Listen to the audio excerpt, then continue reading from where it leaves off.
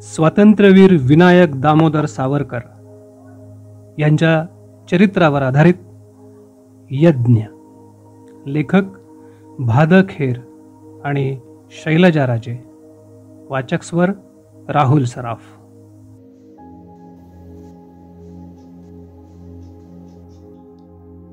या यमपुरीतील यमयातना सहन न होऊन माझा बाबा मृत्यूच्या दारात जाऊन पडला होता. या यमपुरीचा यम होता बारी बाबा. त्याच्या करणीनं त्यानं प्रत्यक्ष यमालाही मागं सारलं होतं. यमाला सुद्धा काही धर्म असतो, पण येथील यमाचा धर्म होता अधर्म. धर्मानं कधी म्हणून चालायचं नाही ही होती त्याची अधर्मनीती.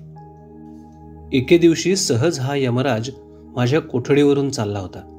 मी सहज म्हणून त्याला विचारलं, माझे बंधू आजारी आहेत म्हणे. आपण त्या गावचेच नाही असा बहाणा करून तो यमराज म्हणाला, तुमचे बंधू? इथे आहेत तुमचे बंधू? मी आशेनं म्हणालो, ते इथे आहेत असं ऐकलं आहे खरं. निर्विकार मनानं बारीनं मला विचारलं, कोणी सांगितलं तुम्हाला? मी फक्त एवढंच म्हणालो, मला पक्क कळलंय. एखादा आदेश द्यावा त्याप्रमाणे बारीबाबा उत्तमपणानं म्हणाला, पहिली गोष्ट म्हणजे तुमचे बंधू इथे नाहीत. असले तरी तुम्हाला तसं सांगणं हा गुन्हा ठरेल, कोणाचाही, हो माझाही. त्याला खुलवण्यासाठी मी म्हणालो, आपला गुन्हा? आपण तर या अंदमानाचे परमेश्वर आहात. आपणच नेहमी सांगता तसं. आणि परमेश्वर हा कधी गुन्हा करत नसतो. स्वारी मनापासून हसली. हसताना त्याची तुंदील तनू गदगदली. त्याचं हसणं थांबलं तरी बराच वेळ त्याचं ढेरपोट हलतच राहिलं होतं. हसण्यामुळे त्याचं टोमॅटोसारखं लालबुंद गुबगुबीत तोंड अधिकच लालेलाल झालं. त्यावेळी माझ्या मनात एक मजेदार विचार चमकून गेला. आमच्या क्रांतीची रक्तवर्ण कांती याच्या मुखावर येऊन बसली आहे. आमची क्रांती जेव्हा यशस्वी होईल तेव्हा त्याच्या मुखावरील रक्तिमा त्याचं तोंड फोडून बाहेर पडेल आणि त्याचं तोंड काळं ठिक्कर होईल. मी या रम्य स्वप्नात रंगून गेलो, पण ते क्षणभरच. दुसऱ्या क्षणी मी त्याला म्हणालो, पण मला असं पक्क समजलंय की माझे बंधू आजारी असूनही त्यांना कोलूचं काम देण्यात आलंय. त्यामुळे त्यांचा आजार अधिकच वाढतोय. त्यांना कमालीच्या यातना सहन कराव्या लागतात. मला खिजवण्यासाठी बारी म्हणाला, मग इथं काय सुख लुटायला तुम्ही आला आहात का काय? ज्यानं करावं त्यानं भरावं. सावरकरजी, एका हातानं केलं तर दुसऱ्या हातानं भरावं लागतं. सुख लुटायची होती तर घरीच का नाही बसलात? त्याच्या बोलण्याची मलाही चीड आली होती, पण मी होतो बंदिवान. तरीही मी म्हणालोच, बारीसाहेब, साऱ्यांनी सुखात जगावं यासाठीच काही लोकांना दुःखात जगावं लागतं. आम्हाला हौस का होती इथे येण्याची?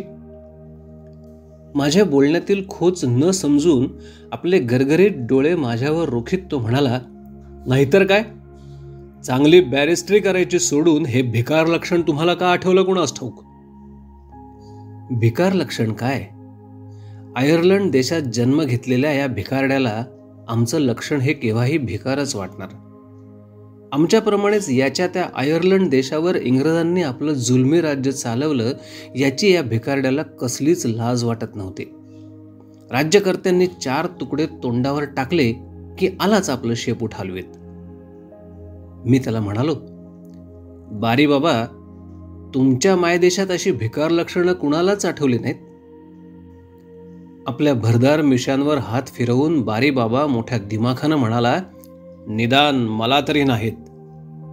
पुन्हा तो खदखदून हसला.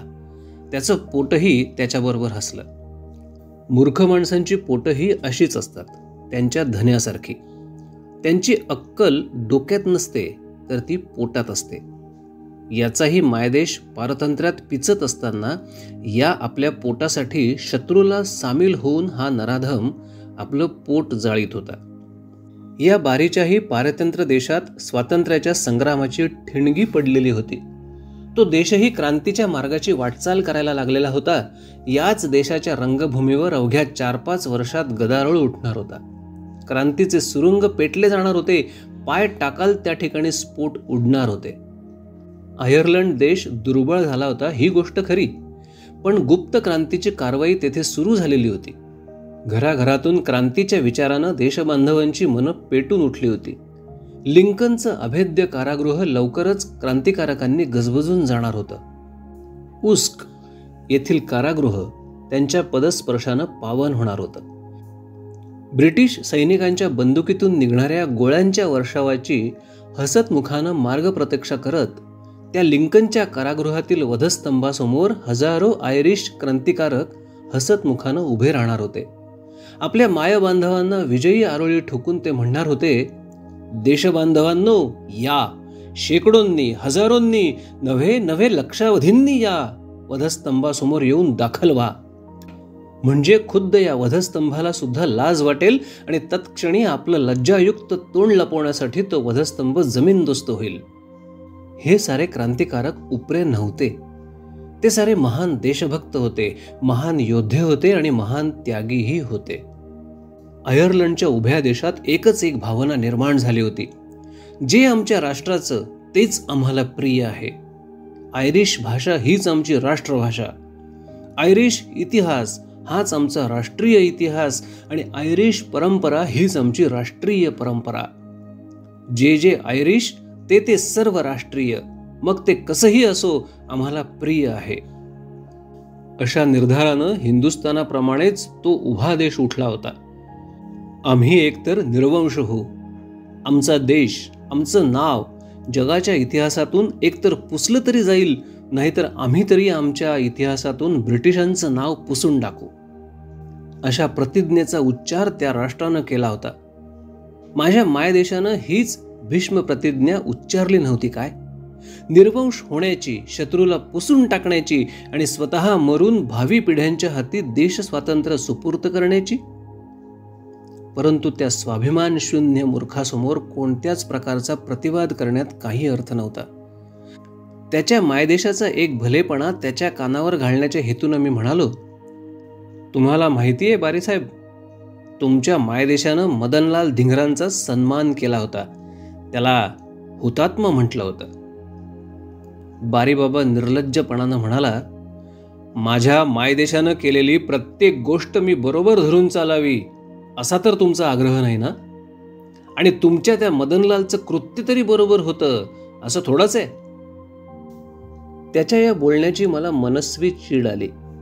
परंतु त्याच्या हातात आमची मान अडकलेली होती. हिसडे दिले तरी आमचीच मान मोडणार होती, विकलांग होऊन पडणार होती. मूर्खांसमोर कोणतंही पांडित्य असंच लंगडं पडतं. मदनलालची बाजू म्हणून मी त्याला एवढंच सांगितलं, he has laid down his life for his country's good.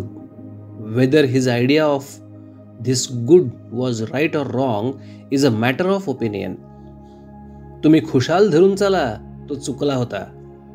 पण एक गोष्ट लक्षात ठेवा की त्यानं प्राण दिला तो आपल्या प्रिय मातृभूमीसाठी. मग त्याचं ते कृत्य तुम्हाला आवडो वा न आवडो. बारीबाबा सटकण्याच्या विचारात दिसला तेव्हा मूळ विषयाला हात घालून मी म्हणालो, बारीबाबा, मला असं कळलंय की माझ्या बंधूंच्या अंगाखांद्यावर नागिणीचे फोड उठलेत, तरीही त्यांना कोलूचं काम दिलं जातंय. कोलूचा दांडा खांद्यावर घेऊन त्यांचं सारं शरीर रक्तानं न्हाऊन निघतंय, तेव्हा हे सारं बरोबर चाललंय ना? बारीबाबा पुन्हा पुन्हा म्हणत होता, तुम्हाला हे कळलं ते बेकायदेशीर आहे. मी मध्येच म्हणालो, पण ते बरोबर आहे ना?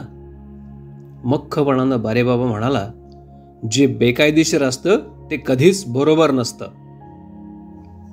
मग मला मोठेपणा देण्याच्या उघड हेतूनं पण उपहासानं तो म्हणाला, तुम्ही एवढे बॅरिस्टर, सारा कायदा तुम्हाला माहिती आहे, तुम्ही कायद्यानं वागा म्हणजे झालं. त्याच्या बोलण्याचा अंतस्थ कावा माझ्या लक्षात येण्याच्या आतच तो पुढे म्हणाला, मिस्टर सावरकर, करावं त्यानं भरावं, हा न्याय तर तुम्हाला माहिती आहे ना? Murders are murders and they will never bring independence. खून करून का कुठं स्वातंत्र्य मिळत असतं? खून ते खूनच. खुनाला अशीच शिक्षा हवी, वास्तविक याही पेक्षा अघोर. मी एकदम म्हणालो, मग तर तुमच्या त्या ब्रिटिश साम्राज्याला रोज 1000 वेळा फाशी द्यायला हवं. कारण आमच्यावर साम्राज्य चालवून आणि आम्हाला उपाशी राहायला लावून तुमचं ते साम्राज्य आमच्या लक्षावधी बांधवांचे प्रत्येकी खून पाडत आहे. मग द्या त्या साम्राज्याला फाशी. किंबहुना त्या तुमच्या साम्राज्याला फास लावण्यासाठीच आम्ही इथे अंदमानात आलो आहोत आणि तुमच्या पायाशी खितपत पडलो आहोत. यावर बारीबाबा सामोपचारानं म्हणाला, मिस्टर सावरकर, तुम्ही एवढे मोठे बॅरिस्टर, मी तर अशिक्षित जेलर, मी तुमच्या पुढे काय बोलणार, आणि मी बोलूही नाही, वरून मला दमदाटी होईल. मग मला हितोपदेश करण्याचा आव आणून तो पुढे म्हणाला, तुम्ही एवढे विद्वान बॅरिस्टर या खुनी दरोडेखोरात येऊन पडलात याबद्दल मला फार वाईट वाटतं. पण इथे आल्यावर इथले नियम कुणालाही पाळावे लागतातच. खुनी, दरोडेखोर किंवा तुम्ही, आम्हाला सारे सारखेच, साऱ्यांना एकच कायदा. तो कायदा तुम्ही पाळा, म्हणजे मग माझी तक्रार नाही, तुमचीही काही तक्रार राहणार नाही. मग अंगावर शहारे आल्याप्रमाणे करून तो पुढं म्हणाला, आणि हे पहा, इथून पळून बिळून जाण्याचा मात्र प्रयत्न करू नका. हे पोर्ट ब्लेअर आहे, मार्सेलिस नाही, हे लक्षात ठेवा. मला तेवढा भूगोल नक्कीच येतो. हे मार्सेलिस नाही हे मलाही माहिती आहे. झालं तर मग, असं म्हणून तो फिसकारल्यासारखा हसला आणि बघता बघता दिसेनासा झाला. मध्यम बांध्याचं ढेरपोट असलेलं ते धूड जेव्हा माझ्या दृष्टीसमोरून सरकलं, तेव्हा एखादं हिंस्त्र श्वापद भक्षावर तुटून पडण्यासाठी चोर पावलांनी जात असल्याचा भास मला झाला. बाबाचा प्रश्न तसाच राहिला. मी वरिष्ठ अधिकाऱ्याकडे विचारणा केली तेव्हा तो सभ्यतेनं फक्त एवढंच म्हणाला, mind your on business mister Savarkar. दुसऱ्याच्या बाबतीत चौकशा करण्याचं तुम्हाला काय कारण आहे? दुसऱ्याच्या बाबतीत? बाबा आणि मी परके का होतो? पारतंत्र्यात आपली जवळची माणसं परकी बनतात हीच गोष्ट खरी. बाबाला नागिण झाली होती आणि माझ्या मनाला शेकडो जळवा लागल्या होत्या. या माझ्या थोरल्या भावाचं होणार तरी काय होतं? देशाबरोबरच तोही दुर्दैवाच्या फेऱ्यात सापडला होता. जेव्हा कोणताही राजमार्ग बंद होतो तेव्हा गुप्त मार्गाचा अवलंब हा करावाच लागतो. कोणत्याही राष्ट्रातील गुप्त मंडळ्या याचमुळे धर्म्य ठरल्या आहेत. बाबाची कोणतीच वार्ता जेव्हा मला कळेना तेव्हा अशाच गुप्त मार्गाचा अवलंब मला करावा लागला. अंदमानातील बंदिवानांना कधीच एकत्र येऊ देत नसत. गटागटानं त्यांना बाहेर सोडलं जाई आणि गटागटानं त्यांना आत नेलं जाई. या घालमेलीत बाबाचं दर्शन होऊ शकेल अशी अटकळ मी माझ्या मनाशी बांधली. एका वॉर्डरला मी फितवलं. चिमूटभर तंबाखू दिली म्हणजे कारागृहात हवं ते काम होतं, पण तेही मला करावं लागलं नाही. बंधूबंधूंची भेट व्हावी ही गोष्ट न्यायाची असते, हा रीतसर न्याय कारागृहाच्या अधिकाऱ्यांना कळत नाही. तो बंदिवानातून वर चढलेल्या वॉर्डरांना सहज समजतो. बंदिवानांची सुखदुःख बंदिवानच जाणू शकतात. त्यांच्यात सहसंवेदना निर्माण होऊ शकते. अंदमानातील क्रूरातील क्रूर बंदिवानांच्या अंतःकरणातही सद्भावनेचं तुळशी वृंदावन उभं राहू शकतं ही गोष्ट मला प्रदीर्घ अनुभवानं माहीत झाली होती. म्हणून चिमूटभर तंबाखूही न देता मी एका वॉर्डरला फितवलं आणि बाबाची भेट घेण्याचा प्रयत्न केला. मला कधीच कोठडीबाहेर काढलं जात नसे, परंतु काम मोजून देण्यासाठी बंदिवानांची आतबाहेर हालचाल होत असे. त्या घालमेलीत मी घुसलो आणि माझी दृष्टी भिरभिरत्या पाखराप्रमाणे बाबाला हेरू लागली. बाबाची आणि माझी केवळ एका क्षणाचीच दृष्टीभेट झाली आणि मी सारं भरून पावलं. विलायतेला जाण्यापूर्वी मुंबईच्या धक्क्यावर झालेली ती विरहाकुल दृष्टादृष्ट. केवढी परस्पर विसंगती होती त्या दोन दृष्टीभेटीत. एका दृष्टीभेटीत भविष्यकाळातील वैभवसंपन्न स्वप्न सामावलेली होती आणि दुसऱ्या दृष्टीभेटीत भूतकाळातील चूर्ण विचूर्ण झालेल्या भग्नाशा दडलेल्या होत्या. विलायतेला जाऊन बॅरिस्टर होऊन परत आल्यावर मी वकिली करीन ती देशाचीच करीन ही गोष्ट बाबाला पुरेपूर माहीत होती.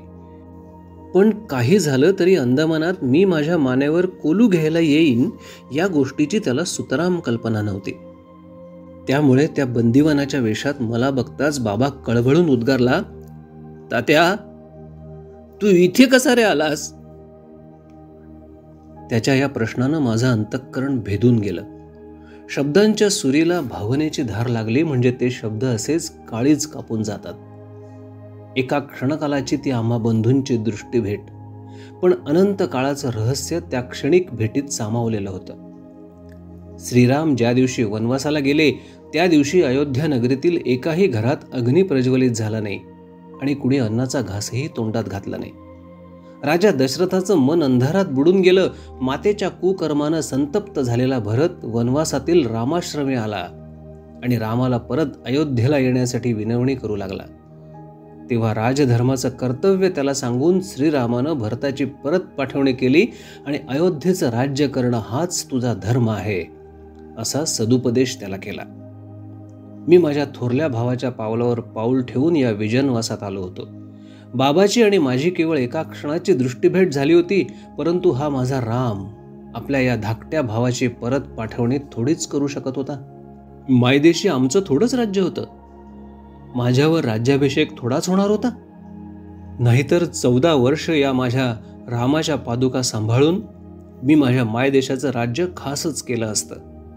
परंतु माझ्या देशातून स्वातंत्र्याचा श्रीराम निघून गेला होता आणि माझ्या मायभूमीचे असंख्य सुपुत्र विजनवासी बनले होते.